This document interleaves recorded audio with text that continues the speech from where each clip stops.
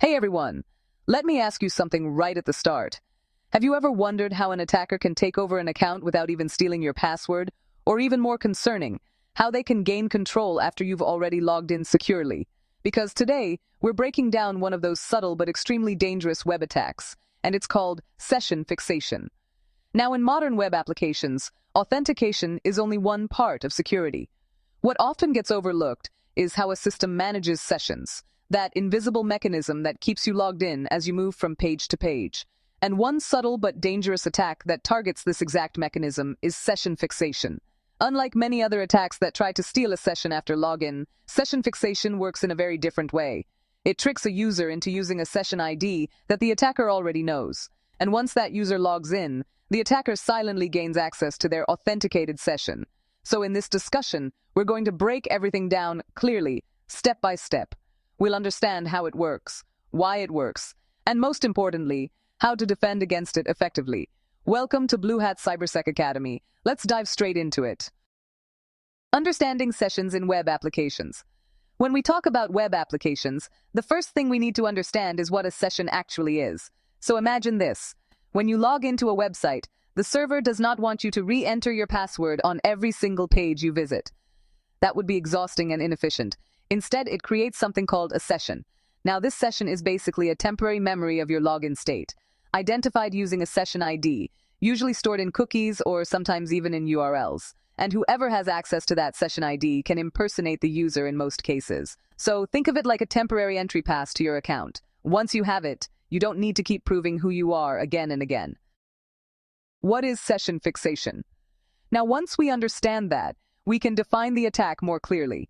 Session fixation is an attack where the attacker forces or tricks the victim into using a session ID that the attacker already knows. Instead of stealing a session after login, the attacker does something more strategic, something more subtle.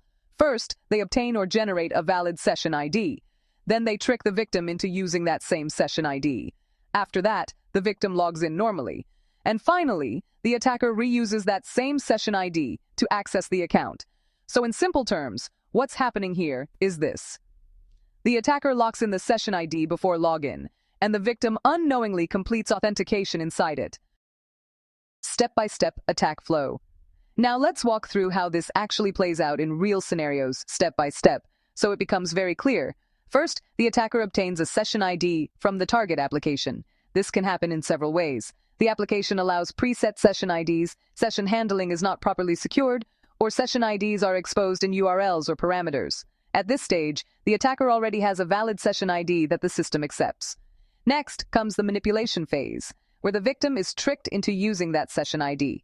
This usually happens through malicious links, embedded URLs, or social engineering tactics like click here to continue your session. And once the victim interacts with it, their browser starts using the attacker-controlled session ID. Now at this point, both attacker and victim are tied to the same session identity. Then the victim proceeds and logs into the application, normally using their credentials. Everything looks completely legitimate from their side. There is no visible sign of anything wrong. But here's the critical mistake in the system. The application does not regenerate the session ID after login. So instead of creating a fresh session for authentication, it simply continues using the existing one. And that means the attacker's session is now upgraded to an authenticated session without ever touching the victim's password. Finally, the attacker simply reuses that same session ID, and since the server treats that session as authenticated, the attacker gains full access. From the system's perspective, both attacker and victim appear to be the same logged-in session. And just like that, control is compromised. Now, the big question is, why does this even work? Well, session fixation is not about advanced hacking tools. It works because of weak session design and poor implementation decisions. The main reasons include no session regeneration after login. If a session ID remains the same before and after authentication, it becomes predictable and exploitable. Accepting session IDs from URLs or parameters. If session identifiers are allowed in URL parameters, query strings, or hidden form fields, they become easier to manipulate. And predictable or reusable session IDs. Weak or poorly randomized session generation gives attackers even more control. Now, if we talk about real-world impact, this is where things become serious. If session fixation succeeds, It can lead to unauthorized account access, theft of sensitive data, session hijacking without knowing the password, abuse of admin or privileged accounts, and in extreme cases, full account takeover. And this becomes especially dangerous in systems like banking platforms, e-commerce websites, admin dashboards, and cloud-based services, because these environments hold high-value data and critical control systems.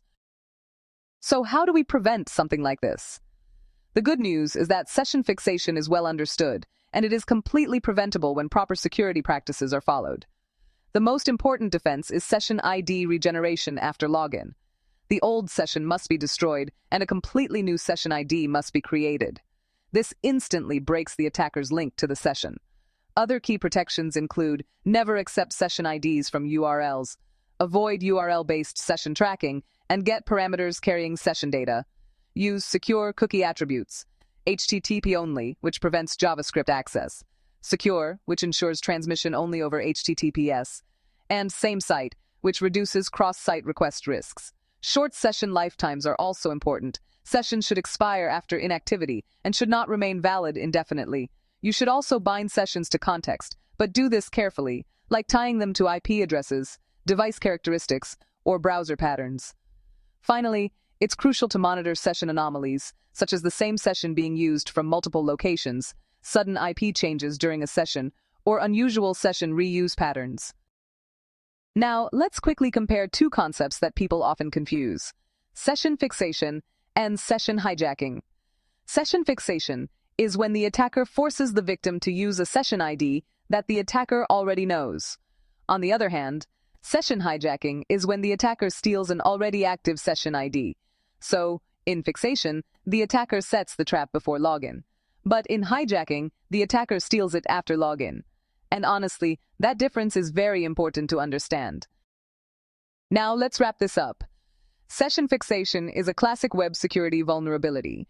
Even though modern frameworks have improved defenses, it still appears in misconfigured or legacy systems.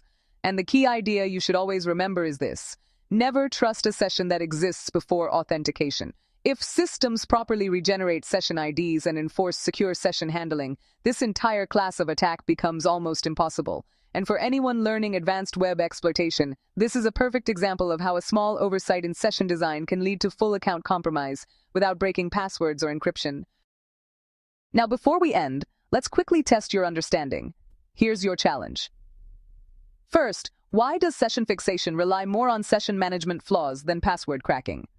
Second, what is the single most important defense against session fixation attacks? Third, can you explain the difference between session fixation and session hijacking in your own words? And finally, what could happen if a banking application fails to regenerate session IDs after login? Think about these carefully before moving on. And finally, if this breakdown helped you understand how session fixation really works beneath the surface, then you're already building the mindset of a real security analyst. This is just one topic in our Advanced Hacking Attacks and Exploitation series, and things are only going to go deeper from here. So here's what I want you to do next. Like this video if it helped you understand session fixation clearly, share it with someone learning cybersecurity, and subscribe so you don't miss the next deep dive in this playlist. Advanced Hacking, Attacks, and Exploitation. See you in the next one.